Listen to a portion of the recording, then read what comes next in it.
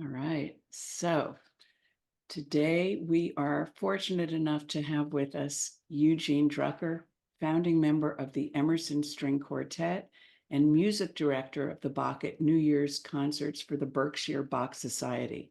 He has appeared as a solo violinist with the Orchestra of Montreal, Brussels, Antwerp, Liège, Hartford, Richmond, Omaha, Jerusalem, and the Rhineland-Palatinate, as well as with the American Symphony Orchestra. There is really no time. It's like every day of a normal person's life, Eugene was performing somewhere. However, he's still a real human, like us, and he has also written two magnificent novels. The first is called The Savior, the second Yearning, and he's working on a third. And I feel so fortunate, partly because he is married to my cousin, but also because he is a lovely human. He is extremely modest, and he is coming here with the willingness to share his experience. And hopefully that'll be meaningful for all of us to understand that we're not alone in the struggle to feel released and let our creativity flow. So, hey, Gene, how are you? Hey, glad to be here. Thank you for having me. Thank you. So this week we're looking at the concept of the rocket ship, which is intended to remind us, just like as a rocket ship can change its trajectory ever so slightly, it will likely end up somewhere else entirely. And based on that idea, I wanted to ask you about times in your music or in your writing when it's a minor shift, something that you were able to do that just changed the work or the piece or the direction or your internal feeling about it. Could you I would speak say, to that? yeah, I'll try. I would say that as a violinist, my progress, from early years and continuing through today has generally been slow and incremental. I guess one makes more progress as an instrumentalist in the early years. In other words, more dramatic progress, like the difference between the way I played when I was 14 and the way I was able to play at the age of 21 would be more noticeable than between the age of 61 and 68 or something like that. Um, and often I've hoped for a magic bullet in my violin playing to solve some of the problems that I was struggling with, but nothing like that really happens. Uh, in the area of writing, I've had not really a magic bullet, but a couple of experiences that may have corresponded to your concept of rocket ship. And that is with the first novel, which I began writing in my mid 20s. It started out as a novella, and there were many versions of it. I stopped work on it at one point for 7 years, and another point for a few other years. I was busy with my career as a violinist and with my quartets touring and recording. And I also tried writing some other things in between. So I stepped away from it a number of times, came back to it. And it was only after about 8 or 9 versions that I finally realized I should try to change the narrative from first person to third person. And I did that for a specific reason because a friend of mine, Elizabeth Benedict, who's an excellent novelist, um, had sent my manuscript to one of her editors, I think, at Harper Collins. And this person responded to it by saying, well, she couldn't relate to the narrative voice. She said he's such a downer. And it was funny because after all, the subject matter of that novel is pretty grim. It's about largely about the Holocaust. But I suddenly realized if people are having trouble with the voice, that I should shift it from first person to third person, but through the point of view of the protagonist. And the difference in response did seem almost miraculous because within a couple of months of finishing that revision, I had an agent, and about 4 months after that, she was able to sell it to Simon and Schuster. And about a year later, the novel was published, and I had many readings over the course of the next few years, and eventually was published in German, which was important to me.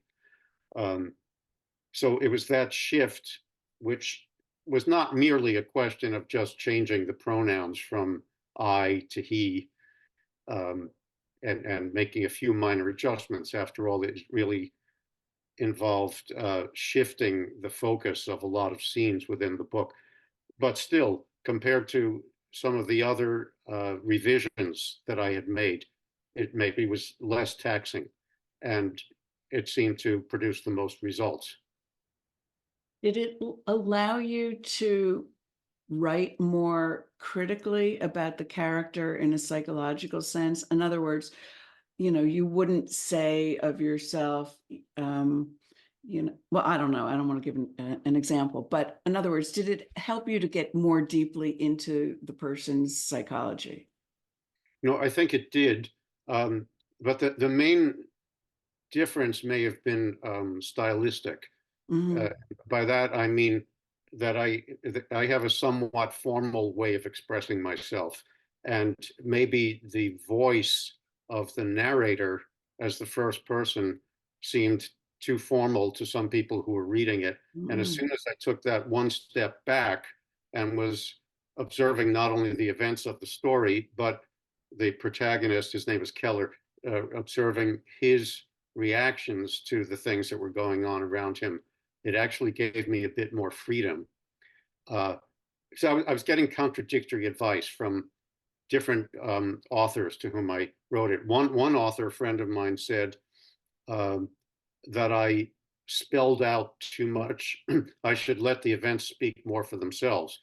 So I revised it accordingly. And then the next author friend of mine, Liz Benedict, who read it, said that Keller wasn't responding strongly enough to all these things that were going on around him, especially the parts in the concentration camp.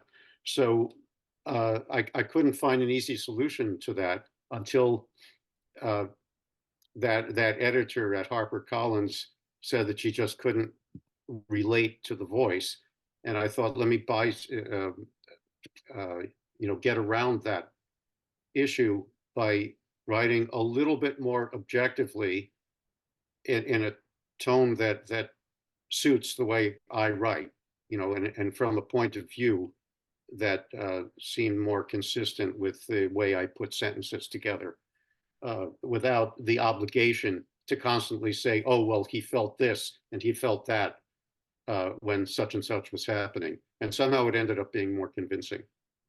So how do you balance when you yourself are confused and you're getting feedback from all these different people and it's different? Yes, well, I had to remind myself that ultimately it was my project, and I had to find a way of doing it that made the most sense for me. Uh, so I had, on the one hand, this author whom I respected, Martha Cooley, her name is. She wrote an excellent novel called The Archivist. And so her advice was to exercise somewhat more restraint in order to make it more convincing. And then Liz Benedict, who's probably a more outwardly emotive kind of person, wanted the exact opposite. And probably the comfort zone for me was somewhere in between those two polarities. Wow. So did you consciously or not ever borrow sort of the ideas of how to make choices in music to the way that you would do it in writing? Well, being an interpretive performer, one is constantly faced with choices, of how to pace a section of a work of music in terms of the dynamics going from soft to loud or vice versa, and the timing of certain events within the music. Uh, I don't really define what I do as a player as being totally creative. I use that word interpretive. Of course, some players are more creative than others. They have a more natural or intuitive approach to the music. Uh, and I think anybody who's successful as a performer has probably taken a somewhat different route to Mhm. get there. But I studied with a teacher who was an enormously gifted man who had been a child prodigy, who had not quite had the career that one would have expected given his level of genius, really, for playing the violin. But the violin seemed like an extension of his body when he Wow. played. And he was often asking me to play with more abandon. And then Mm. one time I tried doing that at a lesson, and he said, when you try to play with abandon, you lose control. Oh, So it's like I still had to somehow try to get the control. And later, years later, when I listened to a recording of a recital I gave at the age of 19, it was good, but it made me laugh in certain moments because I could hear how hard I was trying to imitate Oscar Shumsky, my teacher, wow. in a way that I wasn't even fully aware of at the age of 19. But, Wow. being exposed to that kind of playing week after week in the lessons when he would demonstrate, uh, I went through feelings of inspiration, but also sort of intimidation. And many of my fellow students felt the same way. Wow. Okay. First of all, thank you for sharing that. It is just so meaningful. We can see people nodding. It's meaningful and helpful to be reminded that we don't manifest who we are when we're 20. Some people are pretty close, but it takes many years to have this sort of Mhm. synchronicity between different parts of yourself. So this is so beautiful. I appreciate it. And now I want to stop the recording.